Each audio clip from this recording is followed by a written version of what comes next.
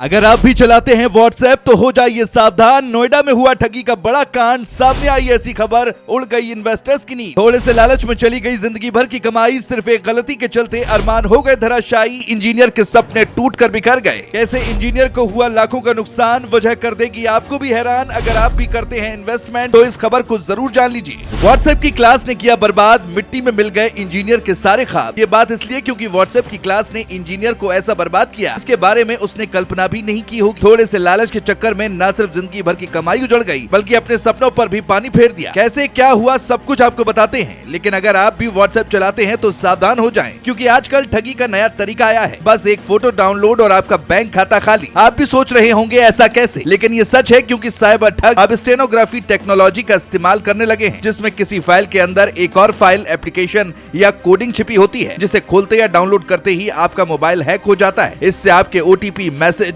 और अन्य जानकारी साइबर ठग तक आसानी से पहुंच जाती है और आपका खाता खाली हो जाता है। लेकिन हाल फिलहाल एक ऐसा मामला सामने आया है जो सुर्खियों में है, क्योंकि एक इंजीनियर की जिंदगी स्टॉक गुरु ने बर्बाद कर डाली। रिपोर्ट्स की माने तो ये मामला नोएडा के सेक्टर 128 की एक बड़ी सोसाइटी का है, जहां एक पढ़े लिखे और टेक्निकल बैकग्राउंड वाले इंजीनियर को साइबर ठग ने शिकार बनाया और करीब 69 लाख की चपत लगा दी। बताया जा रहा है कि 15 मई के दिन जब अचानक इंजीनियर को व्हाट्सएप ग्रुप में जोड़ा गया, जहां लोग स्टॉक मार्केट की बात कर रहे थे। ग्रुप में एक आदमी था जो खुद को एक कंपनी का डायरेक्टर और स्टॉक गुरु बता रहा था। बातें ऐसी कर रहा था जैसे बीएसई और एनएसई उसी के कहने पर चलते हों। इसी दौरान गुरुजी ने एक ऐप दिया और कहा कि यहीं से ट्रेडिंग करना। शुरुआत में थोड़ा थोड़ा प्रॉफिट भी दिखाया। स्क्रीन पर कुछ लोगों ने ग्रुप में अपने स्क्रीनशॉट भी डाले, लेकिन इंजीनियर को क्या पता था वो एक जाल में फंसता जा रहा है और थोड़े से लालच में अपनी सारी कमाई ही स्टॉक में लगा डाली। बता दें कि 20 दिन में इंजीनियर विनय ने 17 अलग अलग अकाउंट्स में 69,03,000 रुपए ट्रांसफर कर दिए। जब पीड़ित पर और रकम निवेश करने का दबाव बनाया जाने लगा, तब उसे ठगी की आशंका हुई और उसने मामले की शिकायत साइबर क्राइम थाने में पुलिस से की। जिन खातों में ठगी की रकम ट्रांसफर हुई है, पुलिस उन खातों की जांच कर रही है। जिन अकाउंट्स में पैसा गया उन्हें फ्रीज करने की कोशिश जारी है। लेकिन आपको बता दें कि ऐसे ठग बहुत होशियार होते हैं। अकाउंट बदलते रहते हैं, फोन नंबर फेक होते हैं और ट्रेस करना बेहद मुश्किल हो जाता है। अब सवाल यह है कि ठग कैसे इतने समझदार लोगों को भी बेवकूफ बना देते हैं। पहले बनाते हैं व्हाट्सएप टेलीग्राम ग्रुप, उसमें झूठे प्रॉफिट के स्क्रीनशॉट डलवाते हैं। नकली गुरुजी लोगों को राय देते हैं। एक ऐप देते हैं जो असली नहीं होता, लेकिन दिखावा पक्का होता है। शुरुआती निवेश पर फेक मुनाफा दिखाते हैं, फिर असली ठगी शुरू होती है। बड़े पैसे मंगाकर उसे गायब कर दिया जाता है। कई लोग सोचते हैं कि मुझे तो सब पता है, मैं नहीं फंसूंगा, लेकिन यही ओवर कॉन्फिडेंस कभी कभी घातक हो जाता है, जो इंजीनियर विनय के साथ हुआ। अगर आप भी इन्वेस्टमेंट करना चाहते हैं तो किसी भी इन्वेस्टमेंट सलाह पर भरोसा जल्दी ना करें और सबसे जरूरी अपने लालच पर कंट्रोल रखें।